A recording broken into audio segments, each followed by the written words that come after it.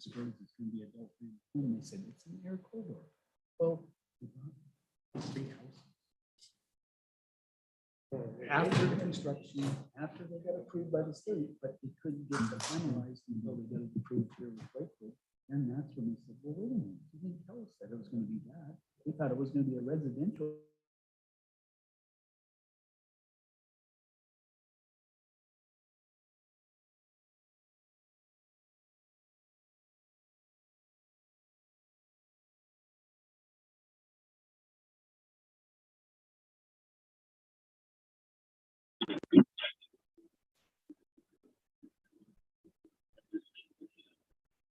Okay, we are live. Okay, we'll get going.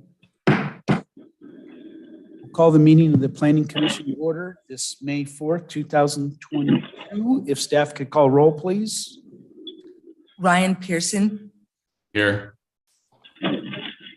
Brian Parsons, Present. Robert Estrada. Here. Paul Wagaman is excused. Philip Combs. Present. Lynn Larson. I don't see him at this time. Don Daniels, Here. you do have a quorum. Great, thank you so much. Before us, we have the minutes of April 20th, 2022. I'm looking for a motion. Mr. Estrada made a motion to accept the minutes. I have a second. And that's Mr. Pearson. And do we have any discussion or changes to of those minutes? Hearing or seeing none at this time. All those in favor by saying aye. Aye. Opposed? Abstentions? Hearing none. Minutes passed as written. Thank you. Any changes to our agenda tonight? Yes, Mr. Chair, under the discussion to be had about several of the comprehensive plan amendments this evening, we will not be discussing the one regarding adult family homes, which is numbered 2022-04. The city needs to do some additional internal review before that comes to the Planning Commission. Great, thank you so much. Tonight, we have next on the agenda is the public comment. Do we have anyone wishing to speak online? Mr. Chair, it looks like we have the hand raised for Mr. John Ficker. Okay, Mr. Ficker, thank you. At this time, if you wish to speak under public comment, we'll open it up. Please just state your name and the city you reside. Thank you. My name is John Ficker, and I am the Executive Director of the Adult Family Home Council here in the state of Washington. Having just heard that this issue was going to be delayed this evening, I was a little surprised, but I will share with you still. I know I submitted a letter to the Planning Commission earlier today, and it was my intention to come before you to ask you to reconsider your approach to adult family homes in the air corridor. The reason that I'm asking for this is because we know that there are at least 10 adult family homes already in the air corridor and multiple families that have submitted applications and been denied due to their location. For the current providers who have built businesses in this area, and at least some of those businesses are actually predate the incorporation of Lakewood as a city. These folks have built their businesses and provided care to people for 10, 15, 20 years in your community. And these providers have not been notified of the transition of their status of an adult family home within the air corridor. Under state law, as I outlined in my letter, they are allowed in any place that is allowed for residential property. These providers may wish at some point to change their business structure, transfer their license to another operator, retire and sell their business. Yet the prohibition of adult family homes that snuck up on them threatens their investment. And more importantly, it also threatens the care of the vulnerable adults living in those homes currently. There are multiple families who have also made huge investments, purchased homes and modified them to meet the adult family home standard in the air corridor. These homes were purchased after the establishment of the air corridor, yet no disclosure or information was provided to them to warn them of the potential limitations of their property. These providers deserve an opportunity to be heard on these issues. In my letter, I outlined multiple legal arguments about why I believe the city has overextended its reach in trying to determine where and what an adult family home can be and is. And we are not unsympathetic to the city's concerns, but we must address the existing adult family homes and the existing applicants who are being damaged by the current projection of not allowing any adult family homes within the air corridor, especially those who have made significant investments and now stand to lose hundreds of thousands of dollars if they're unable to proceed and move forward. So I'm grateful to hear that the city is taking this under advisement and is potentially going to look at this. I do hope that the city and or the Planning Commission will reach out to the adult family homes in their city, will reach out to us here at the council so that we can continue this conversation and find a productive means to the end. Thank you. Thank you, Mr. Ficker. We appreciate your comments. Anyone else signed up to speak? I do not have anyone else online. Ms. Devereaux, did you have anyone else submit written comment? I did not. Okay, great. And we have no one in the audience tonight, so we'll close the public comment period.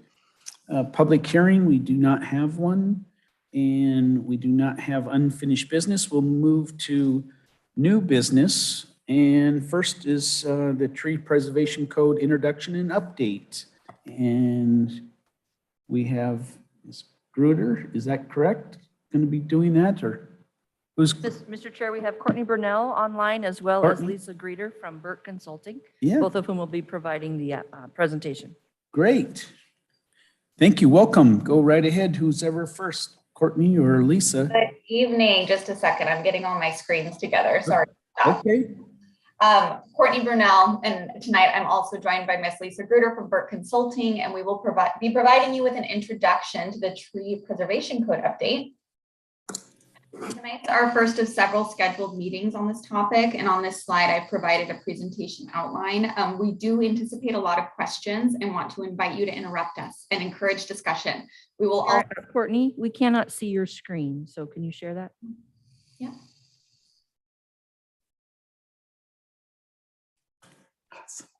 How about now? There we go. Okay. That's kind of pivotal. So thank you, Tiffany. So please, again, interrupt us as we move through, and we will be pausing at the existing code overview and identification of critical issues sections to ask for your feedback as well.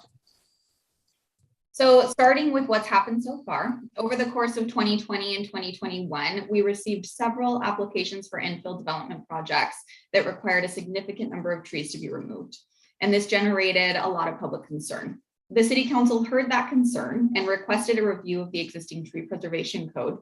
And in order to assist the city, it was recommended that we hire a third-party consultant in order to bring forward the best practices pertaining to tree preservation with a focus on development, sustainability, climate change, and environmental justice. With that, the city hired Burke Consulting, who's joined Lisa as our project manager, and Planet Geo, who you will hear from next week.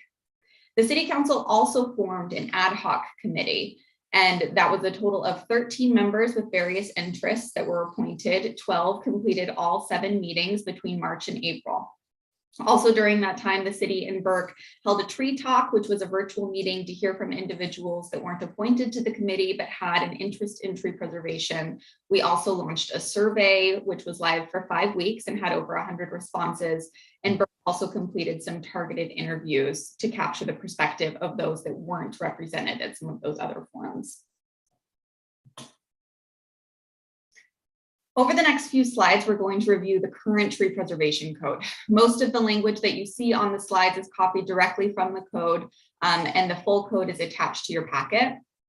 Again, one of the big catalysts for this review and update was that our current tree code has generated some public concerns, specifically regarding exemptions. Oftentimes, tree removals that we receive phone calls on are allowed without a permit via an exemption. Today, there are generally 5 categories for tree removal that are exempt from permitting, and all of those are listed here. What that means is that if your property falls into one of these categories, you are able to remove trees without a permit and you are not subject to mitigation. So those exemptions include lots of less than 17,000 square feet in single-family residential zones, industrially zoned properties except when it's required by SEPA. So SEPA would be triggered for any new industrial development, but tree preservation is unlikely triggered during the SEPA process unless there is a recognized critical area on site.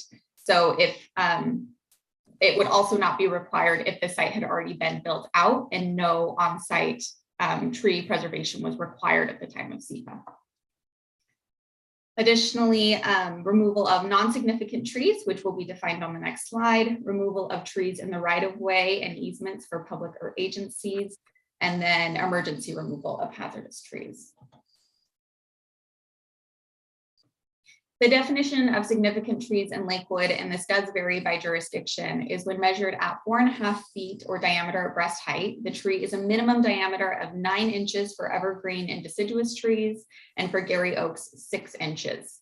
There is a clause that the director also has the ability to determine that a tree is significant if it's found to be particularly unique or valuable to habitat.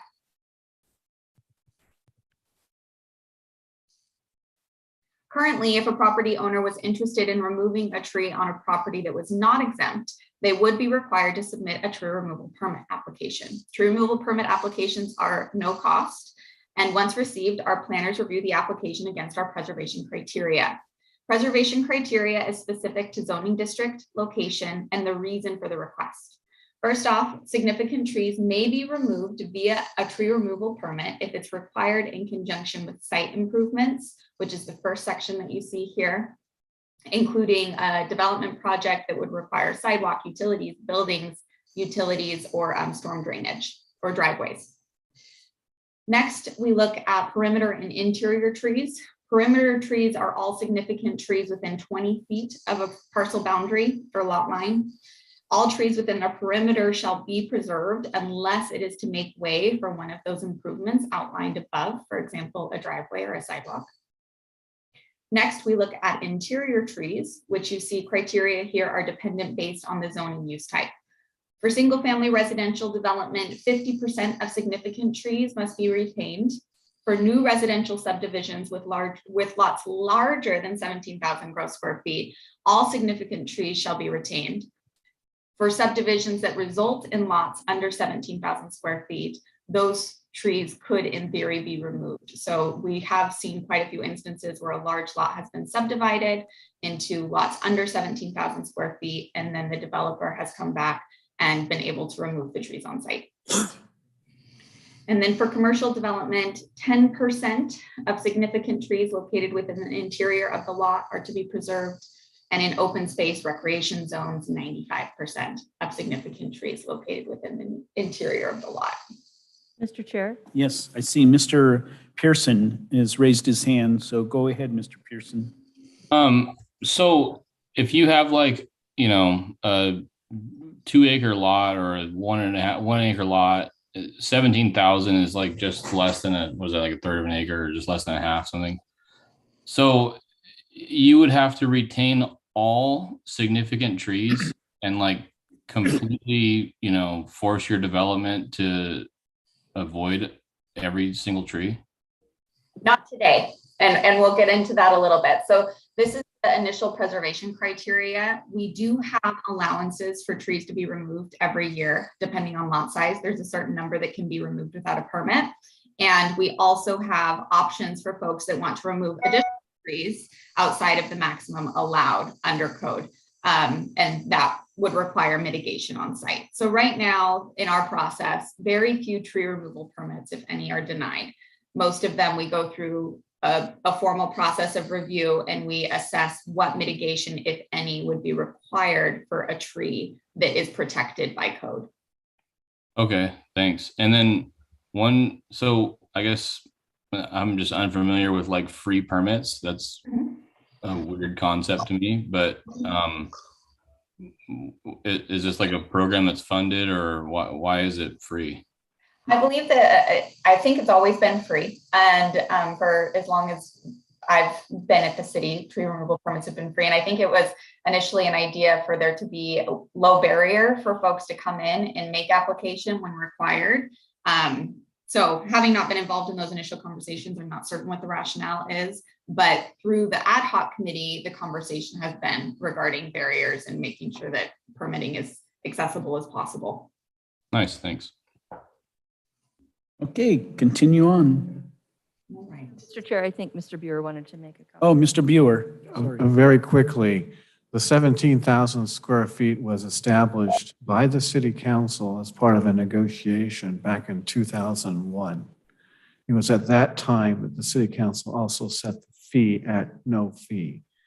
It is a bit unusual.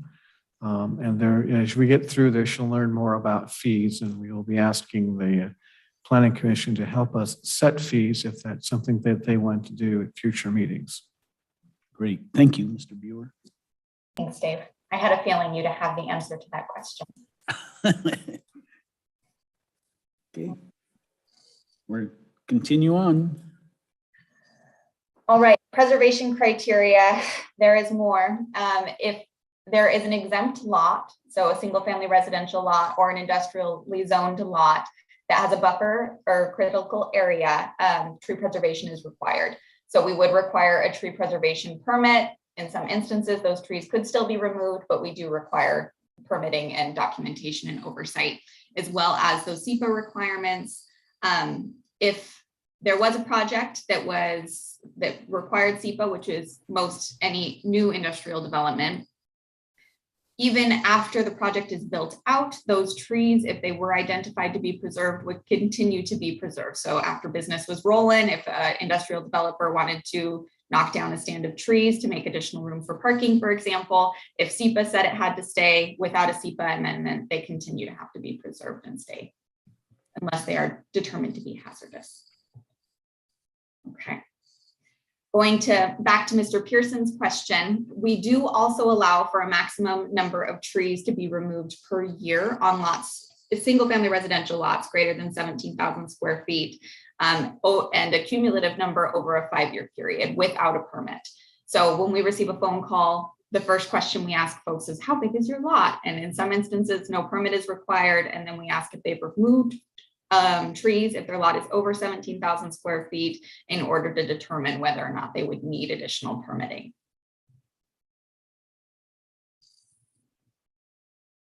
Sometimes people want to remove even more trees, and that's for a variety of reasons. And that is when we start to look at our mitigation standards.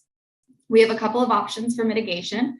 We start with on-site mitigation, which means that a property owner would replace removed trees with smaller trees typically on their site.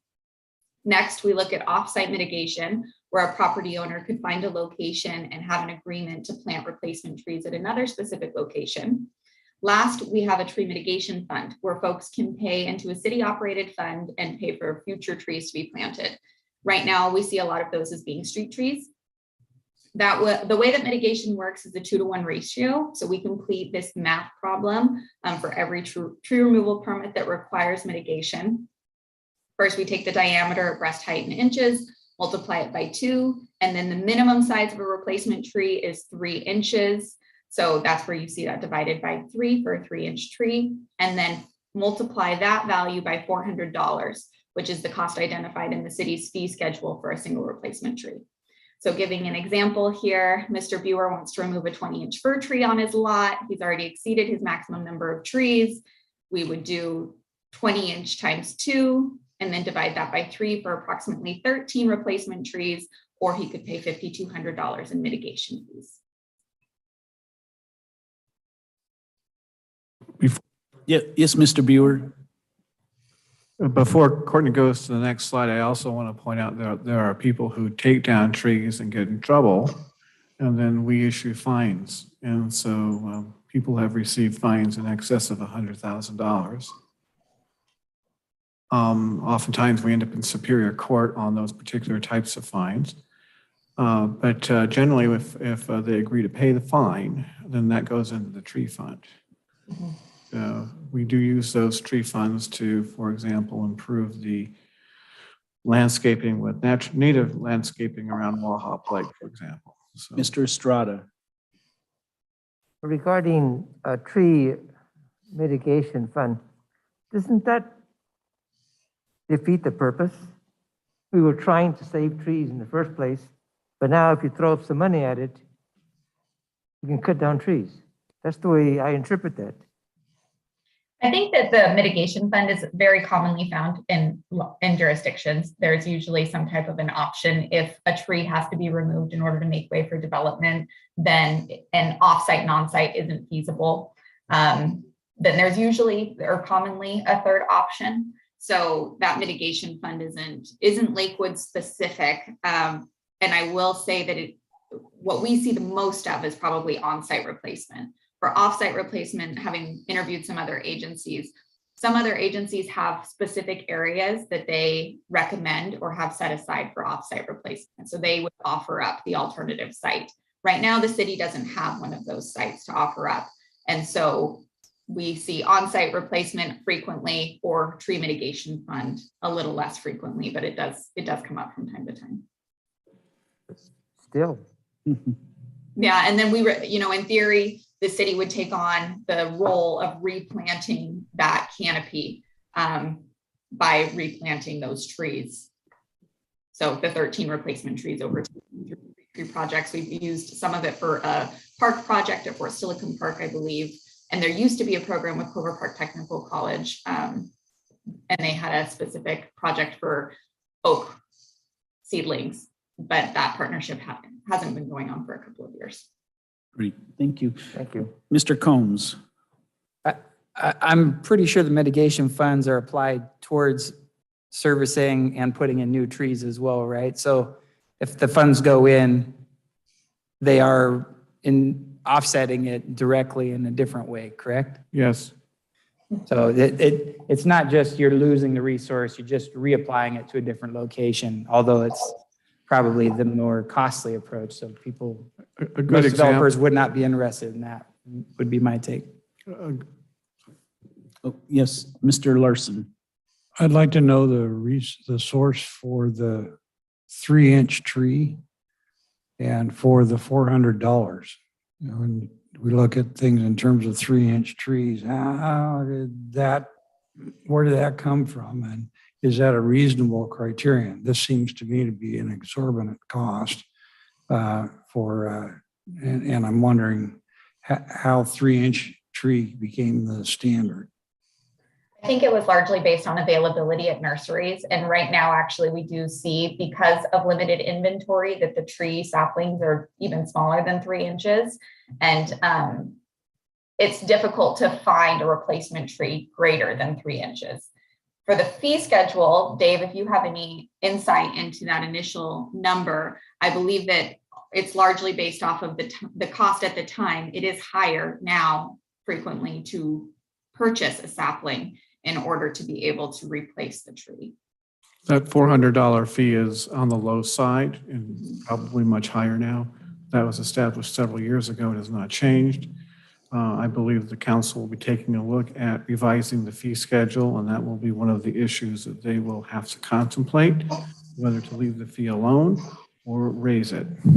I would differ in opinion just on personal experience. I just bought a bunch of those trees for a project in Puyallup, and it cost me nowhere near $400 a tree for a 3-inch tree.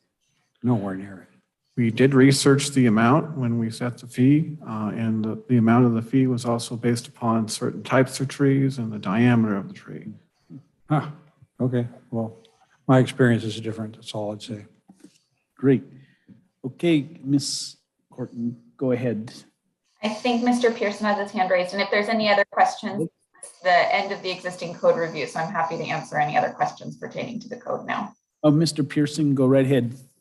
Yeah, I get the idea of the mitigation bank and mitigation fees, and you're doing some sort of mitigation when you're cutting down a tree, but changing like evergreens to street trees. I mean, if we continue down that route forever, we're not going to have any sort of evergreens in the city, and so you are kind of changing, the type of trees that are people are used to seeing in Lakewood. And so I don't know, it's just not that it's necessarily good or bad. It's just, it is it's definitely,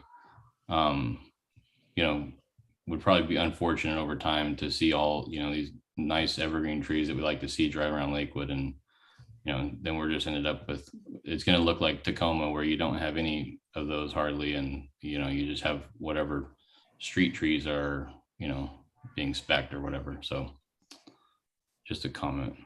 Thank you, Mr. Pearson. Mr. Parsons. Yeah, with the mitigation fund, is the full fund used every year? Is there a certain amount kept back over time? How is that regulated? It is not used every year. I would say it's regulated by request, and it continues to grow and we spend it as projects come up that require funding for street trees or for parks project trees, or if a partnership was to present itself, then we would discuss that with the council and Gary as well. Got it. Thank you. Great. Okay, we can continue on.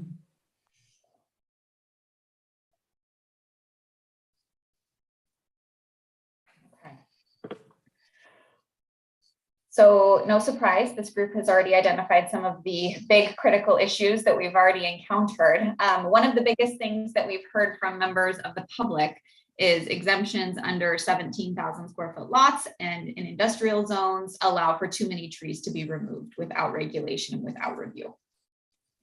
Additionally, another critical area or critical issue is that permit exemptions in themselves are very difficult to track. With this, we have no way to answer questions about the number of trees removed or overall canopy coverage, which you're going to hear a little bit more about next week. A community group has also expressed a lot of interest and shared some available science about the importance of preserving oak trees in Lakewood and throughout the state of Washington. This topic is also something that's discussed by WDFW, and they hope to update their management recommendations pertaining to Gary oak trees within the next year. We are moving a little ahead of them right now with this update. Next, in our code, sensitive and critical areas, which is an area where exemptions don't matter. If a piece of property is determined to be sensitive or critical, they still have to get a permit. It's not well defined. Critical areas is very well defined. There's an entire chapter. Sensitive is a little bit more arbitrary. So we use best available GIS imaging in order to determine if a piece of property might be sensitive, but we're hoping to clean that up using this update. And then last, there has been some conversation about the importance of keeping Lakewood development friendly. So as we move forward with the process, city staff and Burke will be working with the Planning Commission and later the City Council in order to ultimately, hopefully, find that right balance of tree preservation and development. At our next meeting, we will present the full report from the Ad Hoc Committee. The report is broken up into 12 key issues, and on each issue, the Ad Hoc Committee made a specific recommendation for how they would like a future revised code to look. Generally, the focus of the committee's discussion was in one of 4 areas. The first was exemptions, which we've already discussed. They're hoping to see these modified to require permits for all tree removals in the city. The next was incentives. They're hoping that the city will consider utilizing incentives such as altering our development standards like setbacks or building height in exchange for tree preservation. The third, enforcement. This is a large issue for us today. Dave briefly mentioned it already. Currently, the city follows WDFW's approach, Washington Department of Fish and Wildlife's approach, and we seek voluntary compliance first. And this is practically because the process of issuing citations and going to court is very time consuming. And if we can have somebody come in and be compliant, that's the path of least resistance. What that does look like is a retroactive tree permit. And so we have already lost a tree and are now looking to see how we can replace it. When this doesn't work, we will issue a citation, typically $500. And then the fee is the same as whatever that ratio would have calculated had they come in for a permit. So we issue a citation plus the tree mitigation fund fee for removing that tree. By the time we get to court, oftentimes that fine is reduced to 1/3. And so in reality, individuals who are illegally removing trees are ending up paying less potentially than those who had gone through the permitting process. So other jurisdictions have significantly increased the amount for illegal tree cutting, or they have created code provisions that would prevent the court from being able to make such large reductions. Last, the committee is really focused on preserving trees and expanding the existing tree canopy. So again, next meeting, you'll receive the full committee report. We may also have a first draft of red lines for that meeting, if not June 1st. And then their last meeting was held on April 28th, so just 5 days ago, and we didn't have quite enough time to get you that full report in advance of this meeting. This month, in June, we will be holding 1 or 2 more public participation events. You will continue to review and hold a public hearing in the month of June, and we'll also be presenting to some other boards and commissions in May and June, just a progress report on the tree committee report. And last, we have a goal to have a revised code adopted by the end of August or early September. All of you have done code reviews and amendments. You know that that is a very ambitious timeline, but this topic has shown to be a priority for our community. And so we're going to do our best, and we're confident that we'll be able to meet that goal. With that, I am finished with my presentation, and Lisa and I would like to invite you to ask any questions. Great, thank you, Ms. Brunel. Any other question, Mr. Estrada? The document that you provided to us, the Article 3, tree preservation, I'm looking at page 20, or that would be B, preservation criteria, 2, interior trees.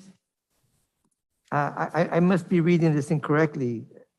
I interpret it as saying that a single family with less than 17,000 square feet, or a single lot with less than 17,000 square feet, you have to preserve 50% of the trees. But that's in 2A, but in 2B, but a subdivision that has less than 17,000 square feet, there are no preservation requirements. Is that what I'm reading?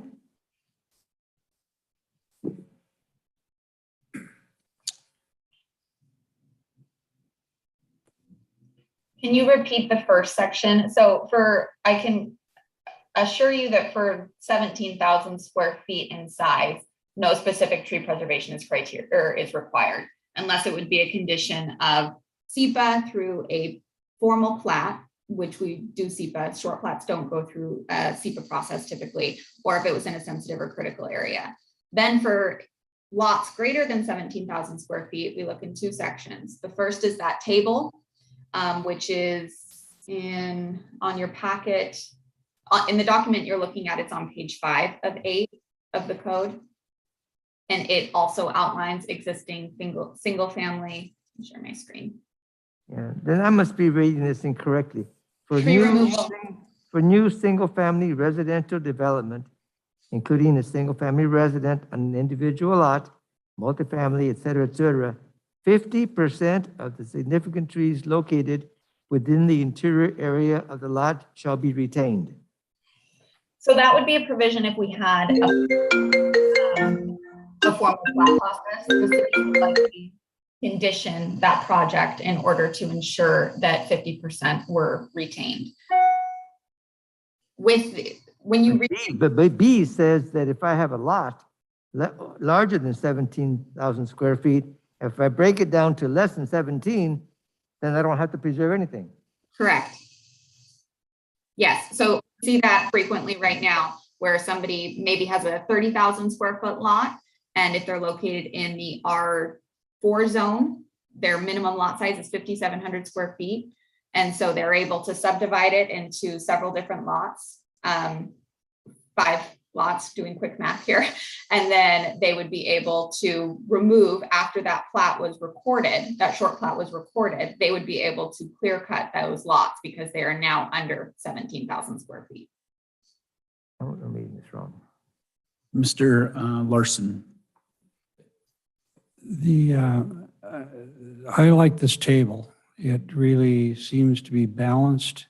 We had to start somewhere, had to work through it and figure it out, but it seems balanced and reasonable to me. And I like the idea that lots up to 17,000 square feet are not regulated for tree removal, because that's an incentive for smaller lots and more homes and better density, which has been a struggle in Lakewood for some time. And so I think this is really a conducive table to that end. Great, thank you. Mr. Pearson. Does the city have an urban forester? We do not. We do not have an urban forestry department. Tree preservation is currently reviewed by current planning, and current planning is myself and 2 associate planners, and we are in the process of hiring a 3rd associate planner. Do you know if other jurisdictions around us have one? Is that a common thing or uncommon or? I know if Tacoma does, but I would, Lisa, do you have any idea? Similar size jurisdictions? I believe Olympia has an urban forester, but Lacey, which is also similar size, does not, and the current planners review that code. And Tacoma's is funded by their surface water, the surface water fees that they collect. And so, I mean, it seems like it could be helpful because, you know, when you start taking out some of these trees, then you can create hazard trees where you have wind throw trees and stuff. And, do those trees fall under exemptions that those become hazard trees and they can remove those? And so it kind of, if we had someone who was, maybe a bit more methodical with how things could be removed, that wouldn't be I think it'd be maybe valuable. I don't know.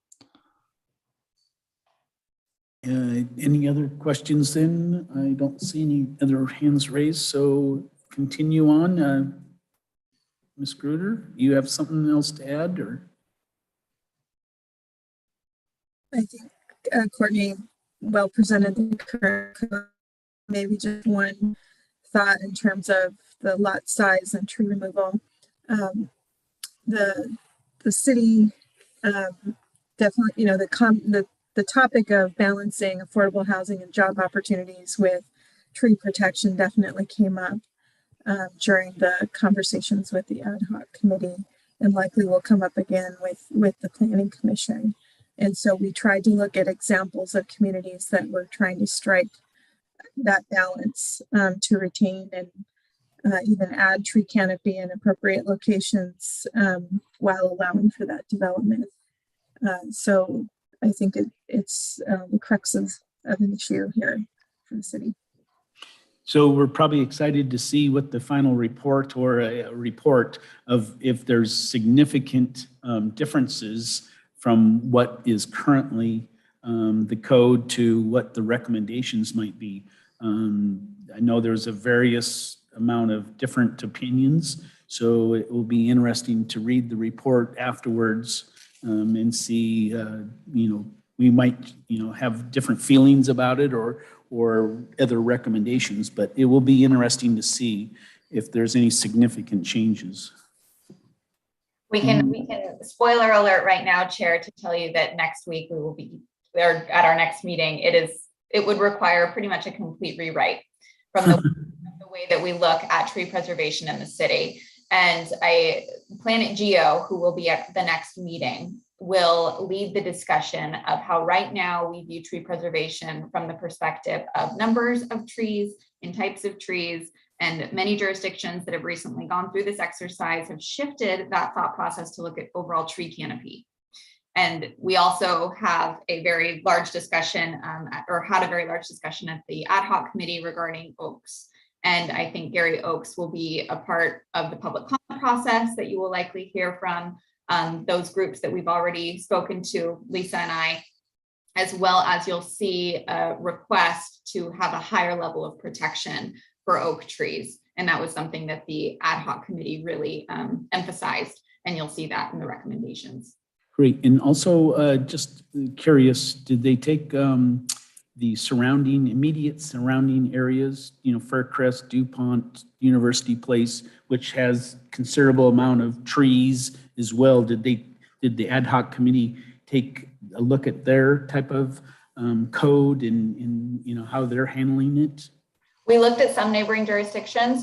We can provide a full list of all of those at the next meeting. I'm not sure if University Place was listed, but I do know we looked at Lacey, DuPont, Olympia, and then some similarly sized jurisdictions in King County.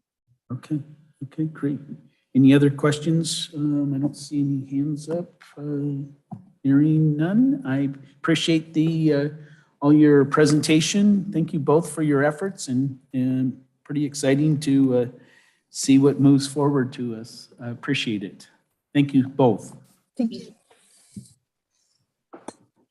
Okay, moving along, we have now the Meta Park project introduction. And Mr. Chair, this I believe will be handled by Ms. Brunel again, along with Ramon Rodriguez. Okay, welcome. Great. Go right ahead. I don't know if Mr. Rodriguez or I'm sorry. Okay, I'll start. Good evening. Sorry, I was pulling up commissioners the site plan. Thanks, Ramon. Okay. Do you want to wait for the site plan? Should I start? Okay. Good evening, planning commissioners and commissioner chair. I'm Ramon Rodriguez, associate planner with the city of Lakewood. The purpose of this memo is to review permit number 1622, Meadow Park 55, design review request to utilize Lakewood Municipal Code 18A.E Housing Incentive Program.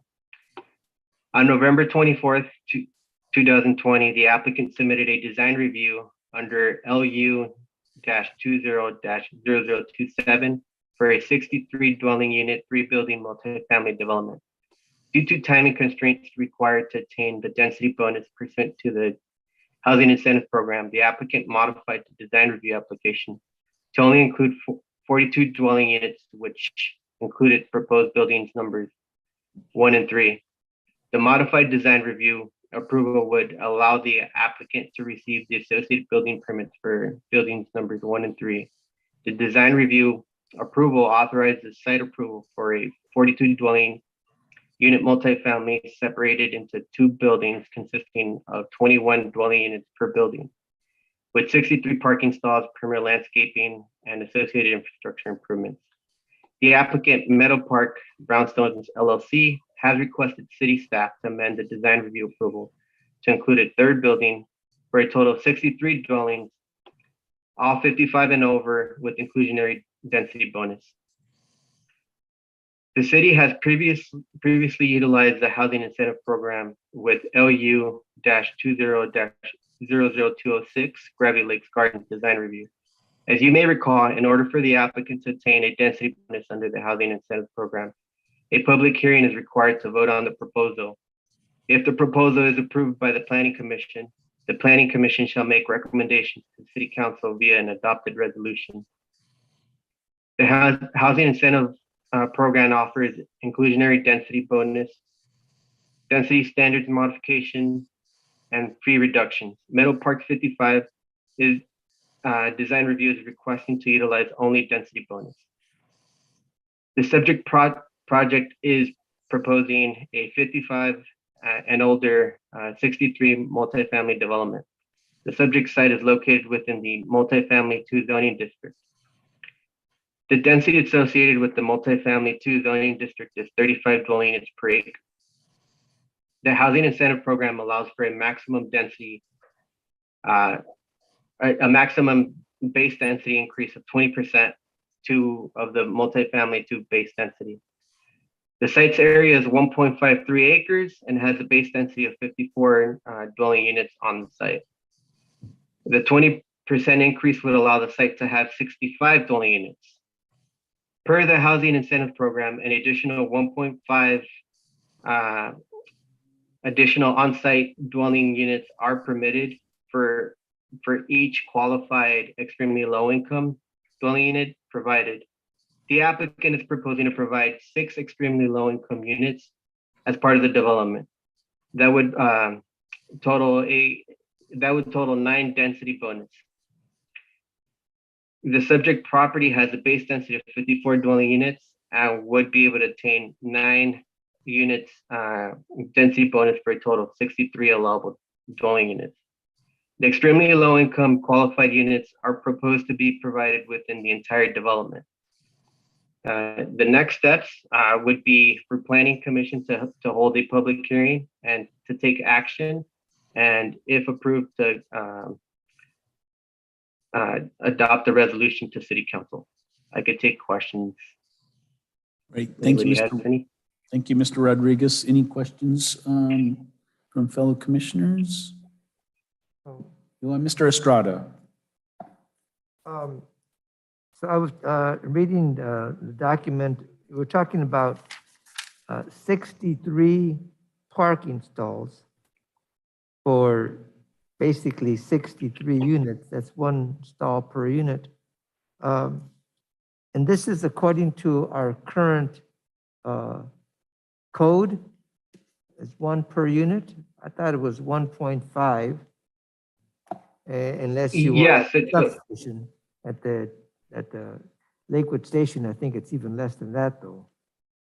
So what is right at the right. So the Lakewood station does allow for 1.25 for multifamily. However, this is for senior housing.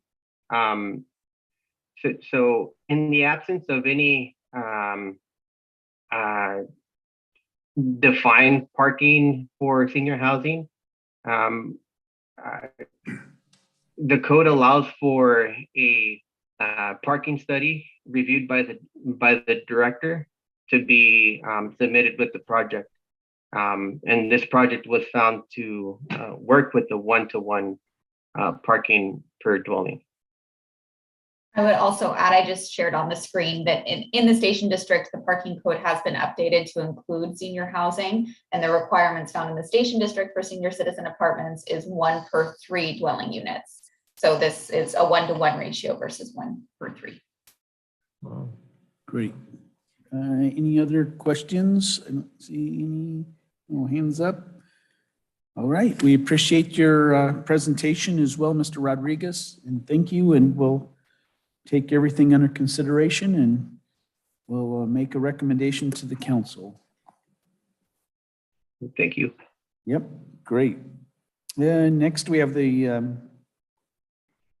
where we have the review, the 2022-02 Tilikum Neighborhood Plan and Center of Local Importance. Is that correct? Mr. Chair, if you don't mind, I should have said this probably at the beginning. If we could have Ms. Brunel go next with amendment number 07 related to parking. That way she can just continue Okay. speaking Oh, right now. great. Yes, go ahead and Courtney, 2022-07 parking regulations in the Lakewood Municipal Code, titles 18A and 18C. Go right ahead.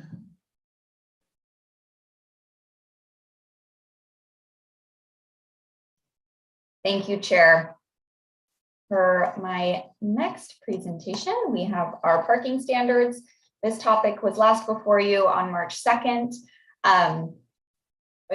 Just as a quick refresher on that March 2nd meeting, we reviewed 3 different projects and we prompted several questions that had come up during the permit review process in order to see if the Planning Commission would like to affirm our existing parking standards found in the Station District and citywide, or if we'd like to see some revisions.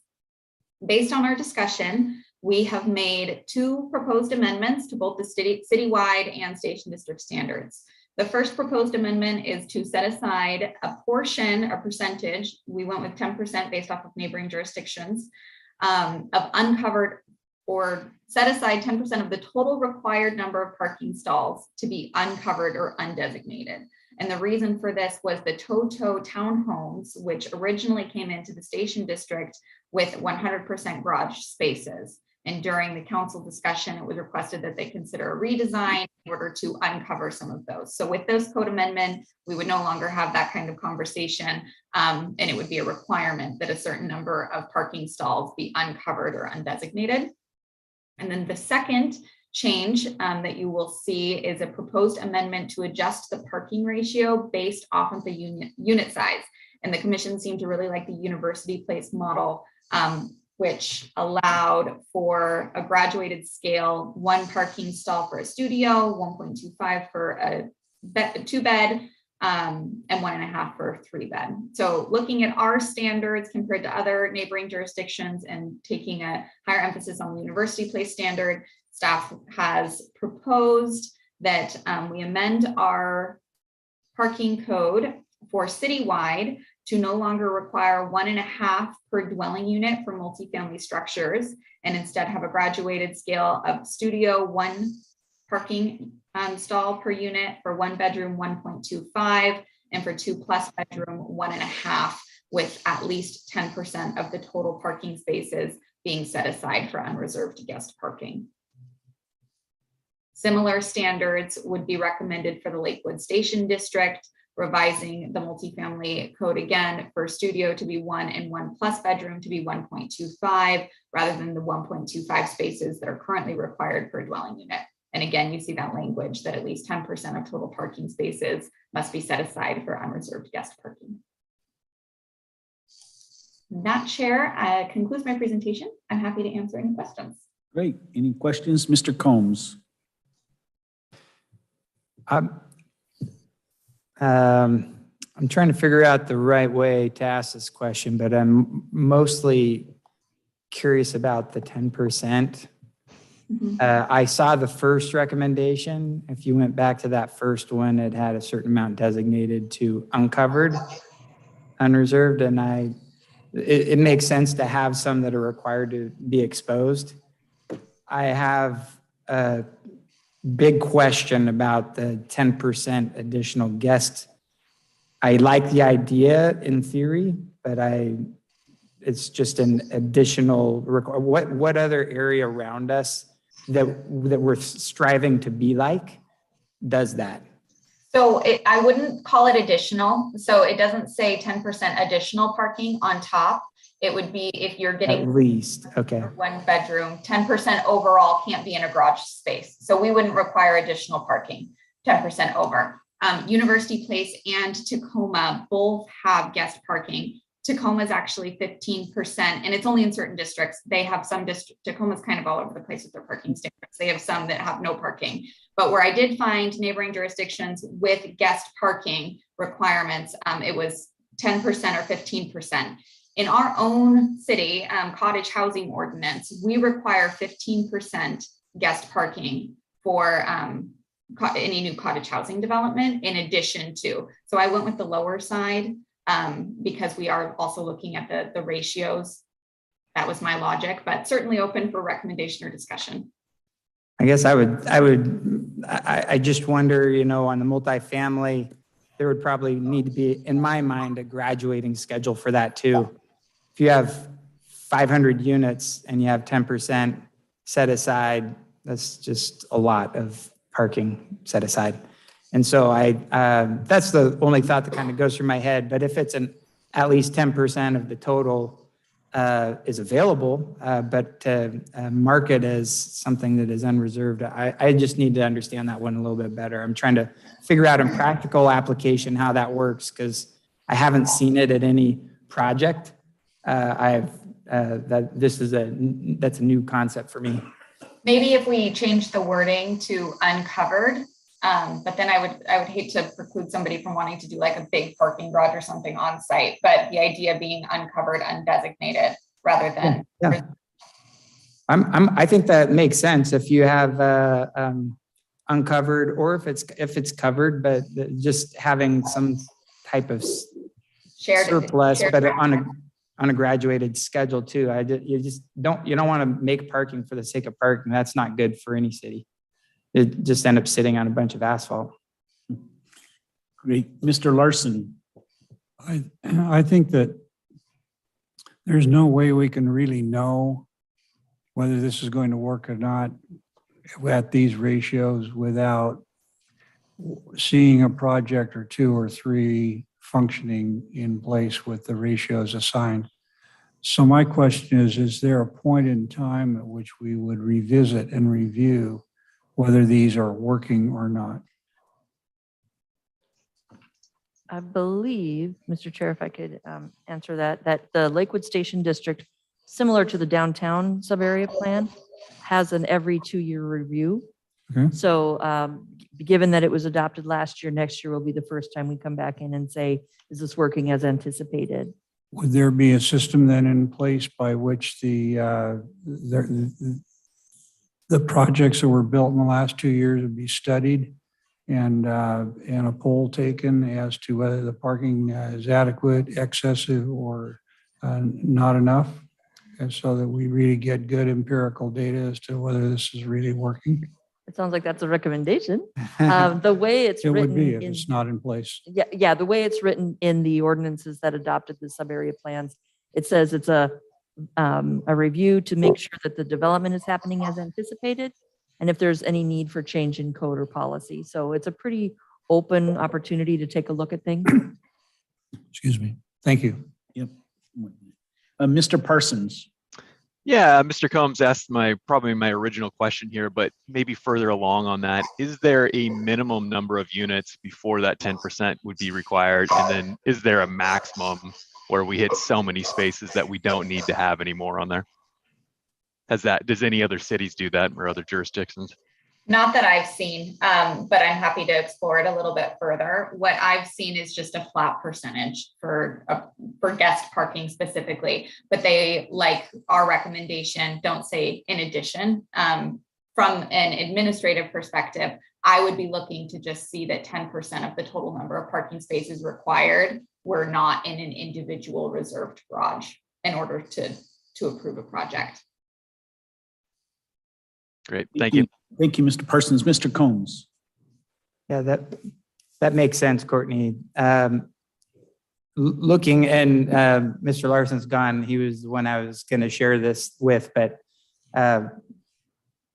I've seen this code in cities all across the region, and this is very generous already. I think that this is not just can it work? It's proven to work all throughout the area. This is not a very high, this is still pretty generous to have this much parking. So I don't think this is going to be a real difficult one to meet. And I certainly would be concerned about adding responsibility on the city to go and do a study and a survey to the tenants. And and then you're trying to figure out what people want and who. I get the idea though. Is it working? And I think that 2-year time period, that might be just a moment where we all look at it and say, is this working? And try and put together some information. If we need to look at it further at that time, we could. But I guess I feel a little protective of the city's time because we have so few resources. I just hate making busy work.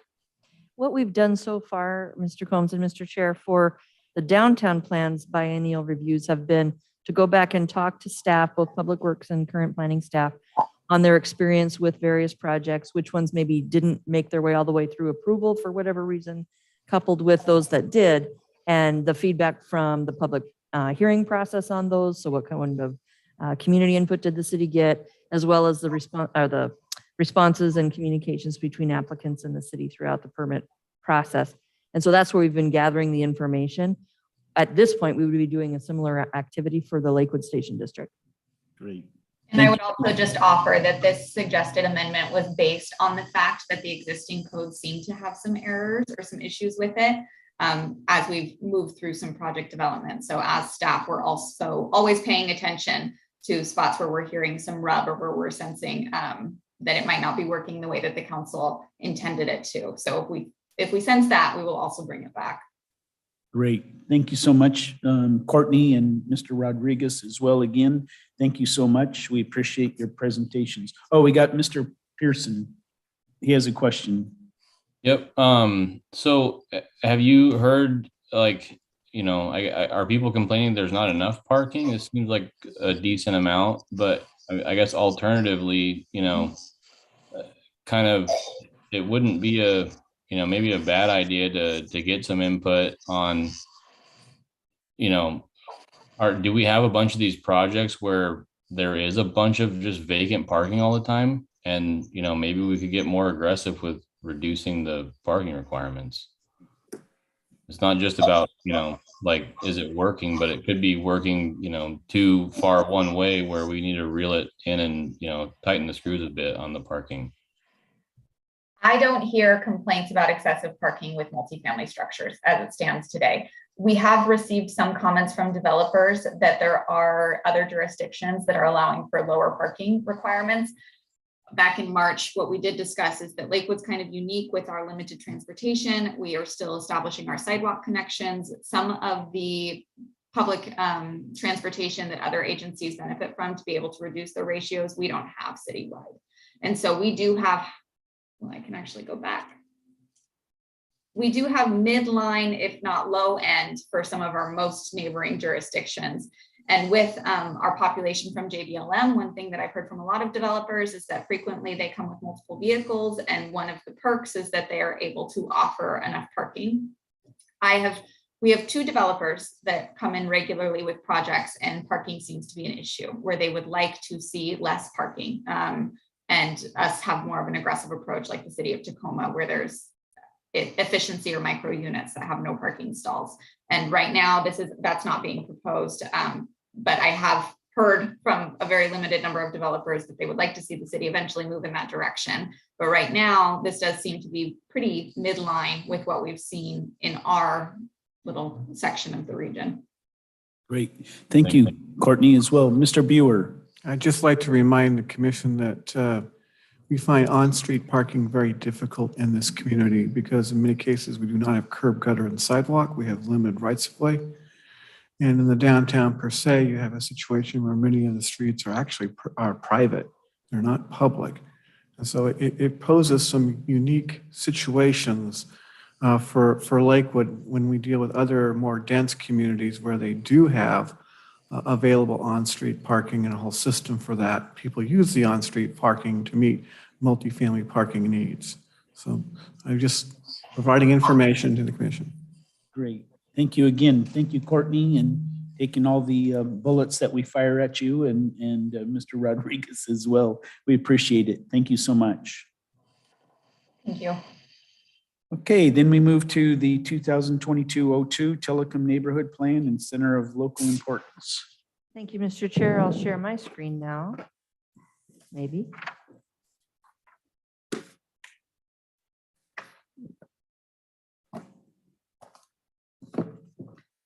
So as I mentioned, and as you just mentioned, Mr. Chair, this is a discussion regarding the Tilikum Neighborhood Plan, which you have heard about several times now, but we keep bringing it back in pieces because there is a lot to what's going on there. So to get into it a little bit more and summarize where we've gone so far, the Tilikum Neighborhood Plan was adopted back in 2011, so it's 11 years old now. It was ultimately adopted by resolution, but there were a number of ordinances that referred to the process where this sub-area plan was developed over a number of years. And then when it was adopted, it was done so as a sub-area plan under the same legal authority that the city has as it used for both downtown and Lakewood Station. So within the comprehensive plan itself, there are a number of policies and goals that refer to the Tilikum area in general, and also specifically the idea of creating a sub-area plan for this part of the city and then implementing and updating it as needed. This amendment that we've been talking about and are bringing to you once more talks about or reviews, the 2011 plan itself, and then all of the implementation actions and strategies that it included, as well as taking a look at the 2014 Tilikum Center of Local Importance to see if that needs to get updated given change in circumstances primarily since it was put in place.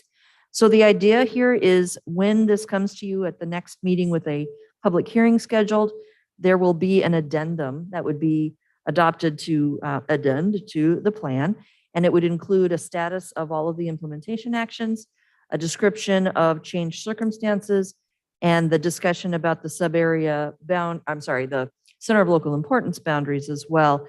And then, of course, if the commission wishes to add other items to that addendum, they can certainly do so. What we did this year was not a full-blown rewrite of the plan. It was an internal review. And then we did reach out to people through direct mail as well as social media just to let them know what was going on. I've received several questions just wanting to understand exactly what this means. There's a lot of uncertainty in terms of, does this mean I have to move or am I going to lose my house? Things like that. So trying to make sure people are at ease that this is a planning exercise and it is not even a full-blown one. It is simply looking at status. But I think with the responses that they've been able to get, the general public in this area feel okay. And then again, looking at the Center of Local Importance, this is tied to another one of the amendments this year where it's a pretty technical, wonky one where we need to change the name of it because of planning at the regional level. So that'll come up in a separate amendment that you'll be reviewing in a couple of weeks. I'm sorry. One other point here on this slide is just to say that the intent here again is a status report. It's not to suddenly say, we're changing focus, we're changing priority, but it's simply to let the public and the council know this is where we're at after this long of this plan in place. And there may be, as an outcome of that discussion this year, the council providing direction to do something different. We just don't know yet. So this map, I think you've seen before, but that is in red, the outline of the sub-area plan. And then what you see on the left and then the right are two different versions of the same area of the city. On the left, you'll see just parcel layouts. And then on the right in pink is the actual boundary of the center of local importance. So it is within Tilikum, but it is not the entire area. The zoning has changed over time. In 2021, this is what you have. There's multifamily, several versions of it. There is neighborhood commercial 2. There's residential 3. There's open space and recreation, both 1 and 2. And then here, what you see as an outcome in part of the 2011 Tilikum neighborhood plan was the sewer extensions that have occurred since that plan was adopted. This is as of spring of this year where the sewer mains are located.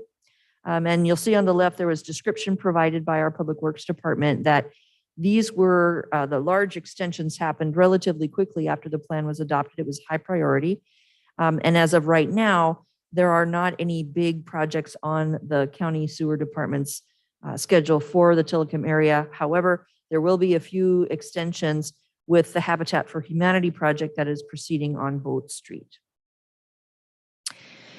So looking at the status and what's gone on since 2011, you'll see here in bold, there were 68 action items identified, 12 of which are done, 26 are ongoing, and then 30 are not done, but there's various reasons why. In terms of the themes or the focus areas for those that are either done or ongoing, again, sewer, there's been a number of improvements to Harry Todd Park, and those continue actually. There was the advocacy and ultimately success, obviously, to the expansion of I-5 and then also the Berkeley and Thorn Lane interchange replacements. There's ongoing discussions with the Pierce County Library System. We actually had that discussion happen again very recently at City Council about what they're going to be doing at all of their locations, given the status of their buildings here in Lakewood. But the discussion about having a Tilikum branch continues. The partnership with LASA and the Habitat for Humanity and constructing new homes, street and utility upgrades, and then code enforcement and housing assistance programs. So these are all pretty weighty items that were included in that sub-area plan that are now either completed or ongoing. The rest of this, and this is all included in tonight's packet, is a summary of those items that are finished. Then you see the items that are ongoing. Some of them, the outcome for a Tilikum Elementary School, looking at concurrency and planning with the outside agencies, utilities, looking at gateways that mark entrances to Tilikum. The city continues to work on gateway signage and focus. Looking at code and neighborhood stabilization and neighborhood beautification efforts in summary. Looking at pedestrian pathways. We actually had a question regarding the Thorn Lane Gravelly Lake connector, which is part of the, again, Washtenaw project, but that's something that is of interest to those living in Tilikum. And looking at businesses sharing perhaps driveways and or parking lots in that area. Things that are also ongoing, utility planning, looking at code violations and code enforcement, looking at potentially, I will call it green building very generally, but for both residential and commercial development, looking at sustainable construction. Those that are not done, this whole list next, there's about 30 of them, as I mentioned, that are not done. Some of this is because it was handled outside of the work of the city with the neighborhood planning groups, for instance, or community groups, or because of cost or because of availability of resources, things haven't happened yet. So for instance, bicycle and pedestrian connections, working with SEPTED policies in providing information to the police department, looking at community centers in the area, Number D13 is the cross space highway project. At the time this was adopted, that was a big issue. And as the planning commission, I think, is aware, that is basically not going to happen. It's a dead issue. It's no longer identified by the Puget Sound Regional Council as something that they would ever plan for or budget for. And so that would just need to be removed going forward. A few more here that are still waiting to be implemented, looking at post office issues in the area, looking at zoning classifications for freeway-oriented commercial on the I-5 side of Union, looking at the multifamily tax incentive program for multifamily growth into parts of Tilikum, and even a brochure on Tilikum's history is something that was requested. So that's something maybe the Lakewood Historical Advisory Board can be working on. There were also long-range strategies identified where they weren't really given a time frame or a budget, but it was just identified as high priorities. Some are finished, some are ongoing, and some are not done. The ones that are completed, again, that idea that Harry Todd Park continues to be improved and has been for a number of years. Looking at regional connectivity with transit, obviously with Sound Transit and Pierce Transit improvements both happening, these are moving forward. Community-based services within the area, the city is supporting the Tilikum Community Center, and there's grant funding that's available for that. And looking at Tilikum and public surveillance opportunities for, additional opportunities for non-motorized transportation is ongoing. So that's kind of the higher level policy and status. There's also in this application, this amendment, an application from a total of 2 different private applicants, and then the city having input as well, that you see here on the map. So this is an area of Tilikum that includes, or it did include, Bill's Boathouse. And then you'll see a couple of different colors on the map. So the orange areas are currently zoned R3, residential 3, and they would not be affected by these zoning changes. They would remain the same if this recommended option were to go ahead.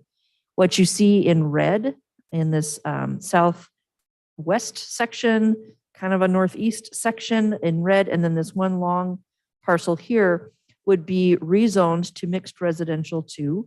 And this is a combination of an application for one parcel rezoned by Silcox Island Corporation and one separate parcel application from Habitat for Humanity. And then once those 2 were received, the city said, well, let's take a look at this area from a larger perspective and see how we can maybe make some more sense here. And so what you have is down here, the Boat Street project from Habitat and a number of other parcels proposed for rezoning. Over on this side, you see again, MR2 being added in. And then you have that long vertical request from Silcox Island Corporation for MR2. The one that you see in green here is currently OSR2, Open Space and Recreation. This was where Bill's Boathouse was located until it recently burned down. And this parcel right now, the family and the owners, from what the city understands, are just basically trying to figure out what they would like to do next. And so that may turn into some type of interaction with the city regarding zoning, regarding uses. We just don't quite know yet where they're going to go with it. But as it stands, this all came in obviously before that fire happened.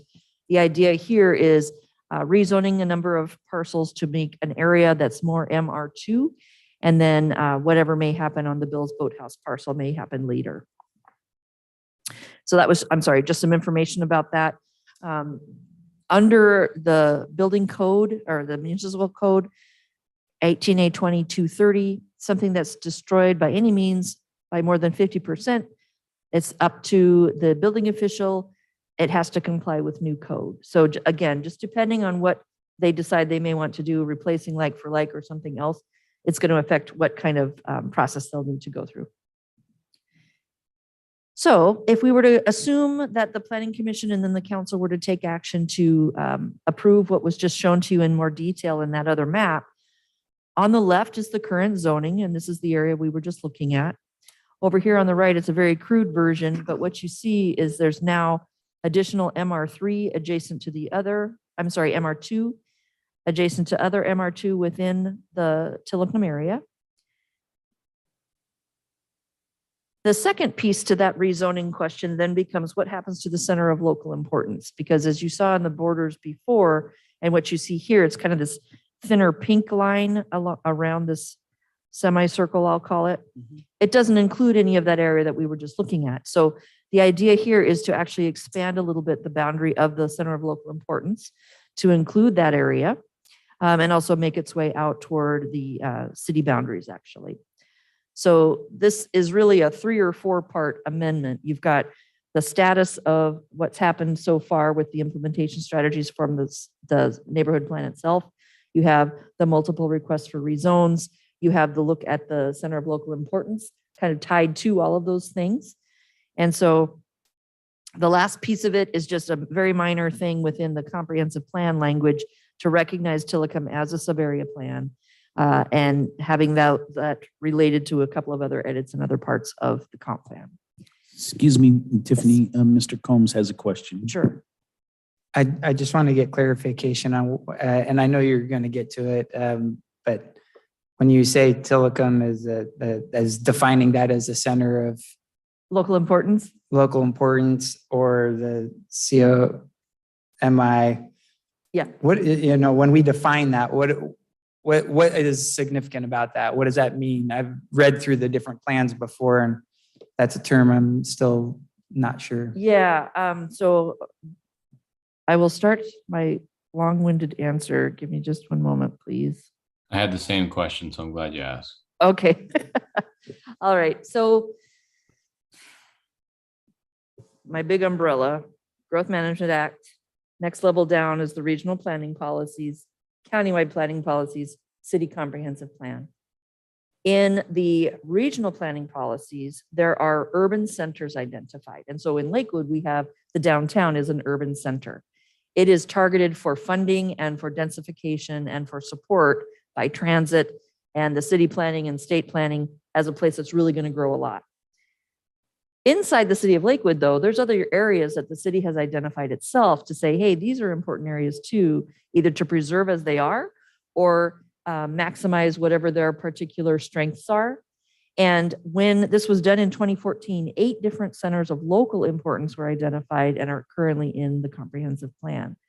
Tilikum was identified as one that was ripe for redevelopment. It was identified as one that needed sewer brought to it. It talked about this is an area that is isolated, obviously, geographically from the rest of the city and really needs some extra attention to help bring it into Lakewood. And so since then, and some of that is reflected in the sub-area plan that was adopted a couple of years prior. So to call it a center of local importance, when we get back to that regional planning policy conversation, it's not recognized in quotes at the regional level or even countywide level, but it is a center that the city finds important for its own planning purposes. And so when we look at the Tilikum neighborhood plan, kind of taking that in context with the, we'll call it a COLI for now. The Center of Municipal Importance is a name, as I mentioned, that's going to be just a wonky change because the way the countywide planning policies now read, if it's called a center of local importance, you can't have one of those if you have an urban center. Because we have the downtown, we're not supposed to have anything called the center of local importance, so we're changing the name. We can continue to do the city level planning and recognition of those areas without running into that little technical issue. So hopefully that made sense. Great. Mr. Larson.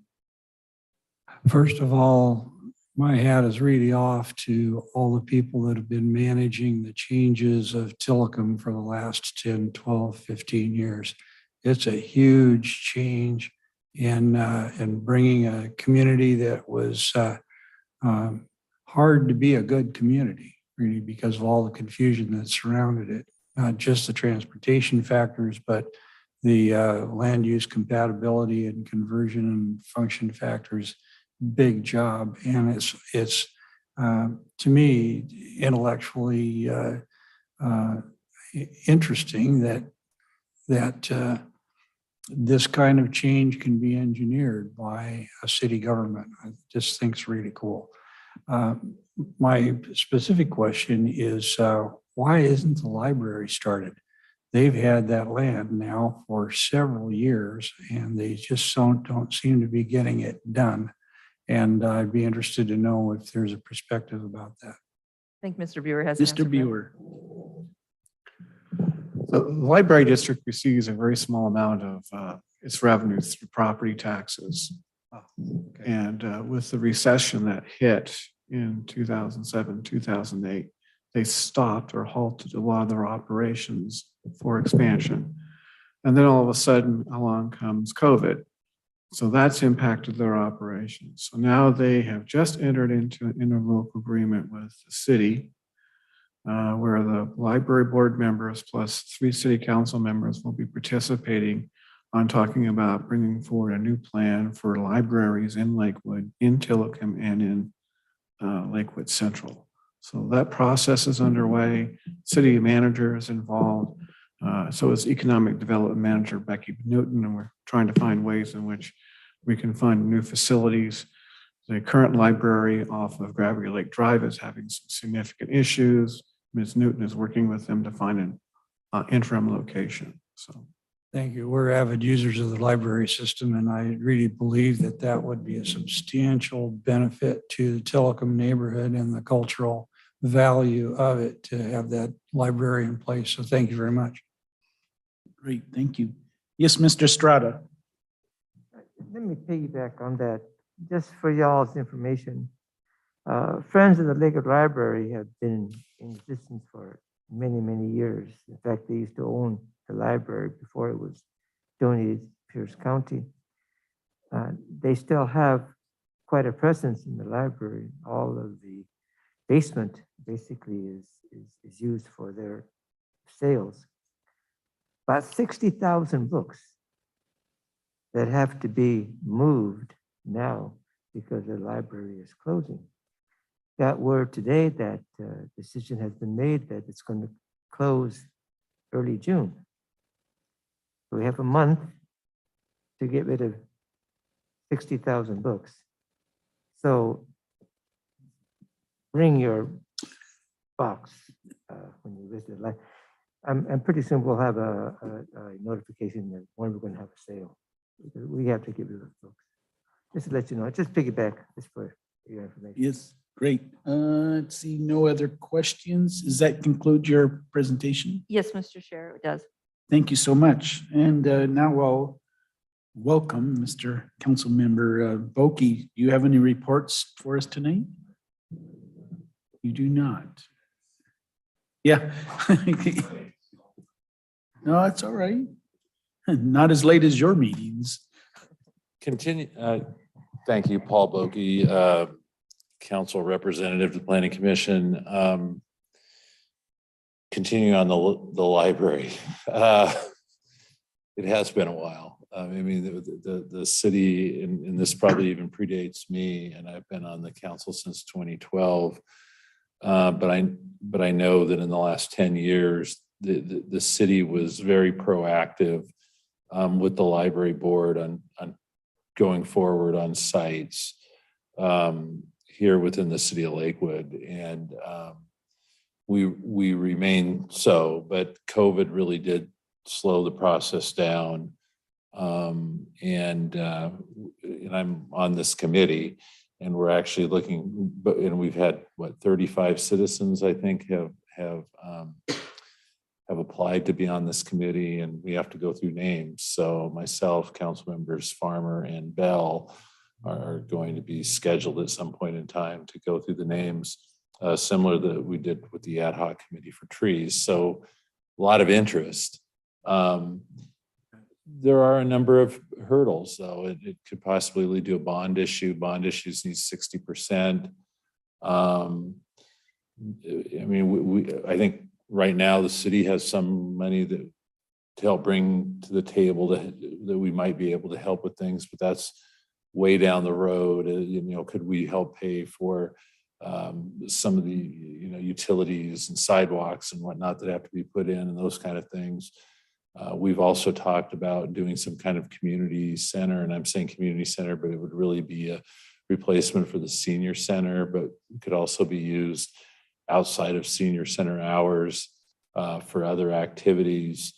There are a lot of interesting things out there the beauty of the internet is you can start searching and you do find some interesting things that have been done with these types of facilities. So we remain as a council, very open to any ideas. The importance of the Tilikum library is one, and that's a good example of, what do you just have a place with books and computers, or do you have one with the meeting room like the Lakewood Library has? Because I just don't know, the community center has been there a long, long time and is in fairly tough physical condition. Is there money out there to fix that up? What else does this library bring or need to bring? And what do the folks out there want to see? Same thing with the building here in Lakewood. So we're picking that up again. It has taken a long time. I'm not going to deny that at all. I mean, I'm not even trying to deny it. I mean, it has been a really long time, because when we first started these things 10 years ago or more, we were told, hey, that we're very interested in a new Lakewood library. And we said, great.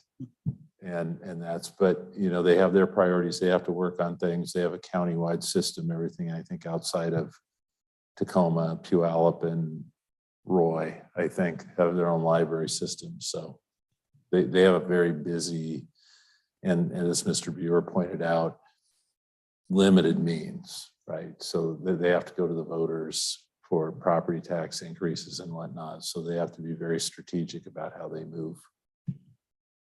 Great, thank you. Appreciate it. Mr. Larson. I have one final comment on that library opportunity, and that is that the property that the library is going to be constructed on removed an unsightly development of several mobile homes, each of which had a septic tank. And so the process of Lakewood growing and Tilikum becoming on sewers instead of septic tanks, a tremendous benefit to the ecology of our city.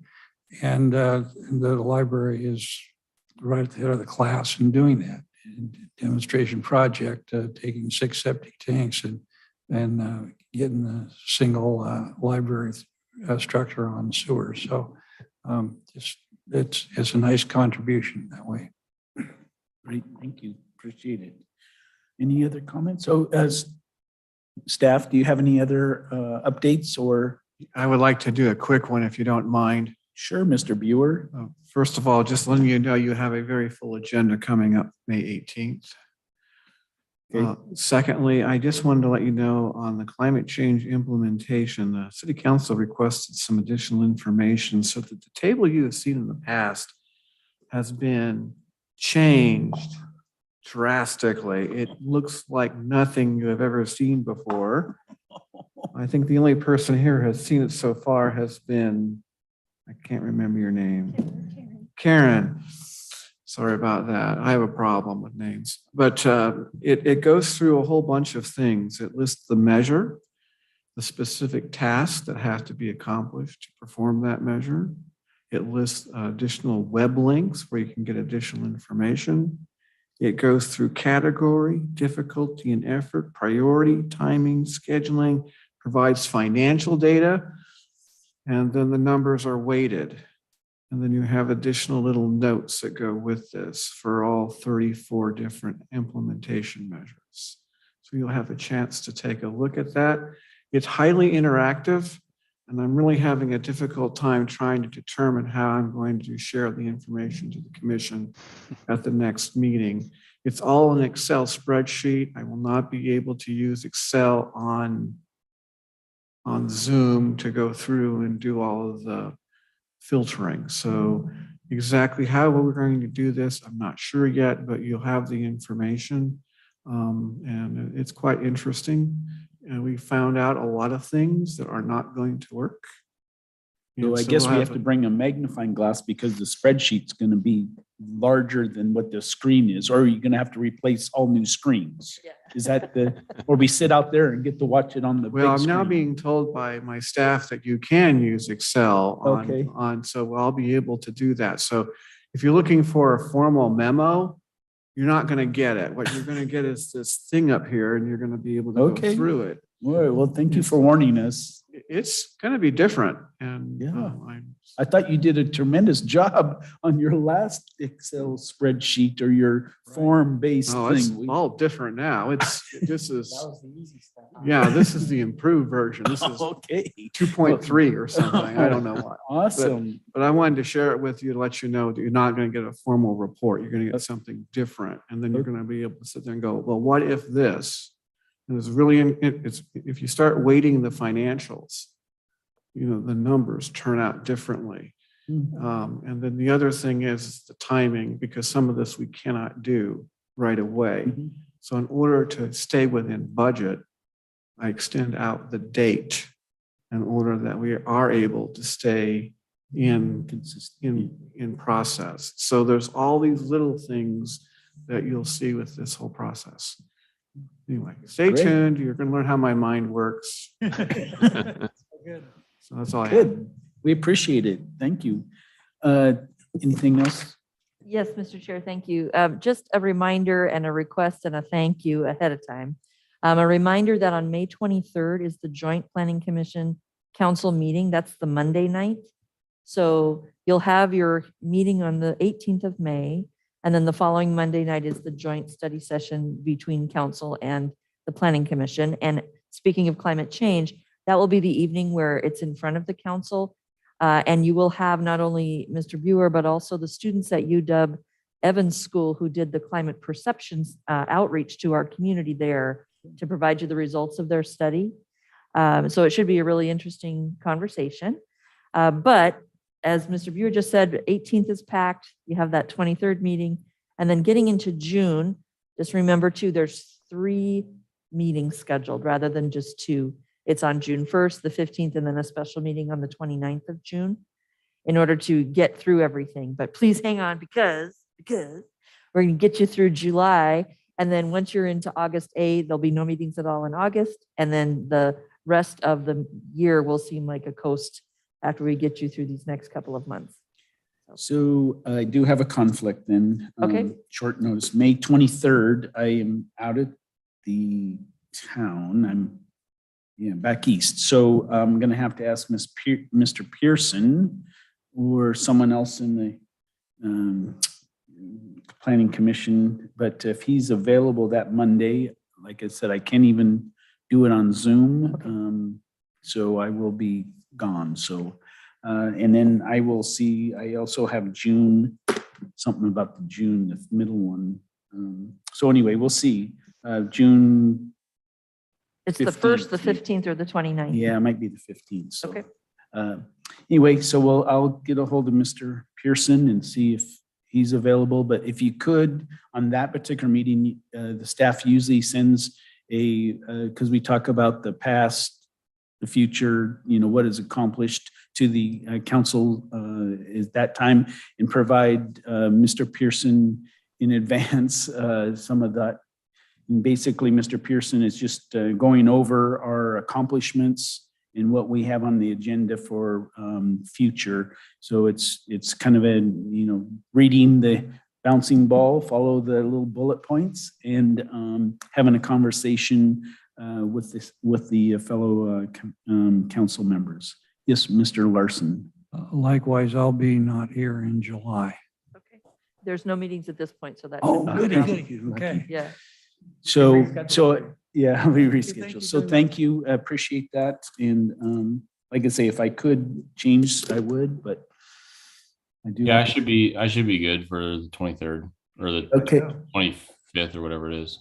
23rd, Monday. Monday. Okay. Council. Okay. Here. Great. Thank you. And seeing no other things, we'll call the meeting adjourned.